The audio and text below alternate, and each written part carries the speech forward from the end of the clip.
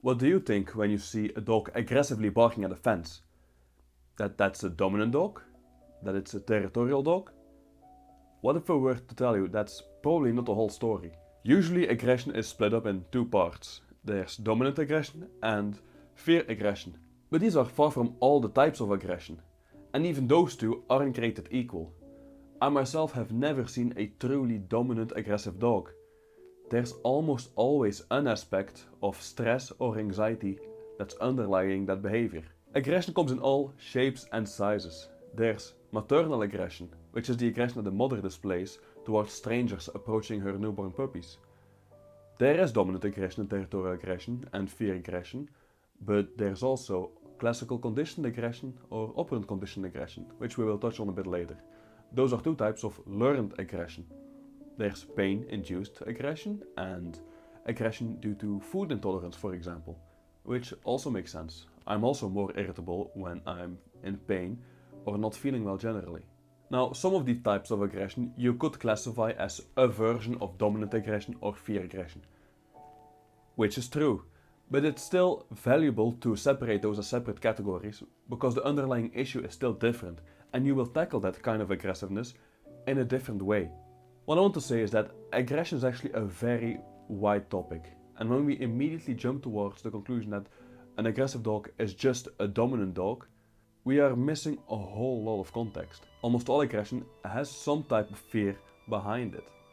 So that begs the question, why are fearful dogs aggressive? Don't dogs generally avoid conflict and flee? Why do fearful dogs attack? Let's talk a bit about dog aggression, and more specifically fear aggression. What do we mean when we're actually talking about fear aggression? Oftentimes people immediately jump to the image of an abused dog violently lashing out at everything and everyone it sees. That is an example of fear aggression, but that's a very extreme example. The fear part of fear aggression is basically anything that has to do with stress. And aggression doesn't only mean biting or attacking, but also growling or barking. Let's say I approach a puppy, and that puppy is showing some stress signals and is hiding behind its owner. I reach out my hand, and the dog starts growling a bit. That also is fear aggression. The dog was afraid of me, and he showed an aggressive signal. On screen now are two images, at least if my editor did his job. I am the editor. I edit my own videos. One shows the typical signals of dominant aggression, one the signs of fear aggression. Dominant has a very high stance. The dog is staring, ears forward, tail raised, while fear has a lower stance. The dog is trying to hide, the ears are back, the dog is not staring as much and might even look away sometimes, and the tail is tucked. But notice that the hackles, or the hair on the back, are raised on both sides, although this is something people often associate with dominant dogs. And I do have to say, these images are far from everything. Obviously, depending on the breed, these signs may differ. A dog with long ears or curled tail, for example, will not show those corresponding signals. And also notice how the dominant dog is also very similar to just an alert dog. If my dog is afraid of another dog approaching, my dog might very well show the signals of dominance. But he's not dominant, he's just alert, he's just paying attention, ears forward, staring, just looking at the other dog. Okay, what will he do? Will he approach or not? And then if he approaches fast, then my dog might lash out as well. But then it is still out of fear. And that transition can be very quick. All I want to say is these images are not everything. They're an ideal visualization. So let's look at two real images. What do you see?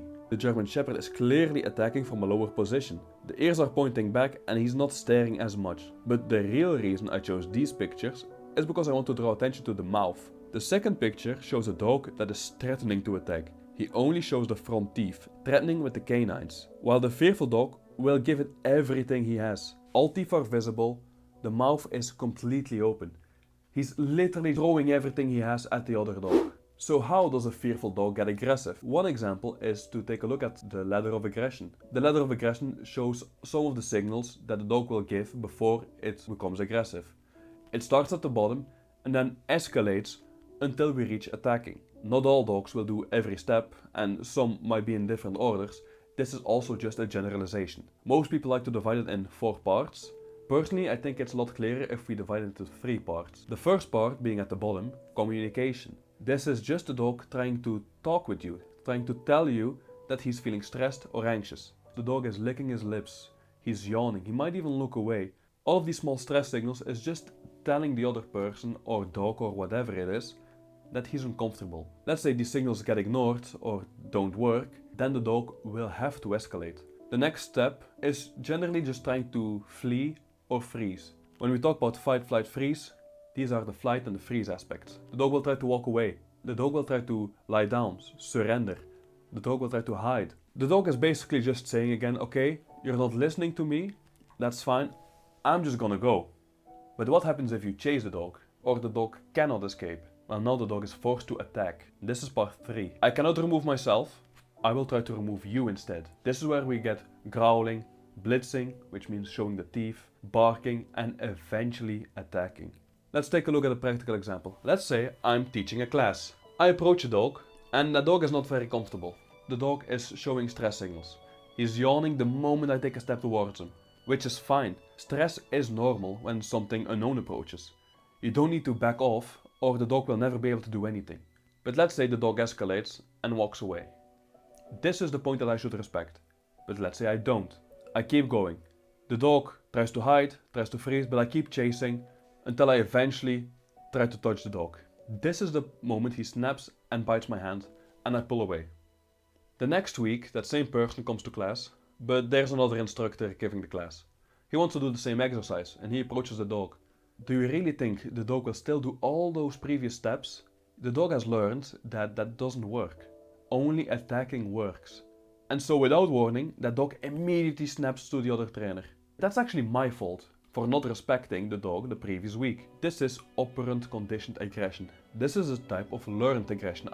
Now, underlying fear aggression, there's always an aspect of stress. So let's talk a bit more about stress. To explain that, we have another model. This one we call the stress bucket.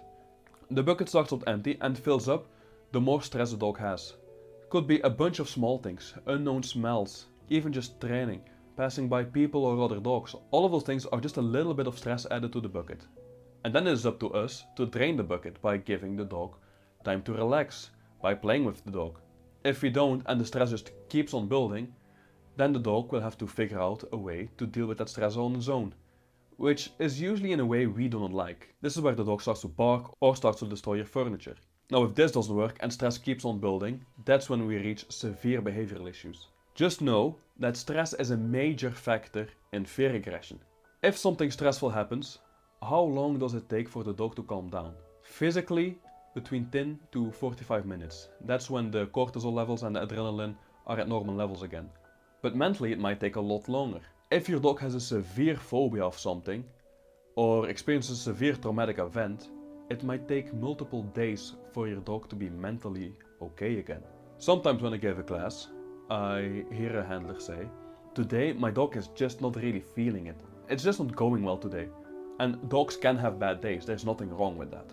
But it could also be that that dog has a phobia for loud noises. And the night before, or even the day before, there was a thunderstorm. And the dog simply has not recovered yet. The dog is still too stressed to be open to learn. Alright, so why do dogs then attack instead of flee? There's a whole bunch of reasons. Maybe fleeing is not an option. This is generally the case when your dog is leashed. A dog on a leash will generally be more reactive to other things passing by, simply because it knows he cannot flee. The only reaction that's left is to attack. Maybe the dog's stress level is so high that he cannot really think anymore when something unexpected happens, and it's all just the fight, flight, freeze reflex. And some dogs have a genetic predisposition to choose fight over the other options. If I get a guarding dog or a terrier, it makes sense that these types of dogs will attack a lot faster. If I have an intruder in my house, I don't want my guarding dog to flee. Makes sense. When breeding a guarding dog, you generally do not select on will flee under pressure. Same with terriers. Terriers are meant to hunt rodents by themselves. A Jack Russell, for example, is an extreme example. They are bred to hunt foxes. It makes sense that a Jack Russell will fight way faster. They are bred to hunt something twice their size. So why is it important to know all these things? Because if you understand the reason behind the aggression, you can change the behavior. Aggression is not random. It has a reason, a pattern, and a solution. It's predictable and understandable if you have all the puzzle pieces. Don't just try to fix aggression, fix the reason why the dog is aggressive. Thank you guys so much for watching. Please subscribe Leave a comment if you have any question or want to learn about a different topic in the future. I hope you learned something today, and I will see you all next time. Bye bye.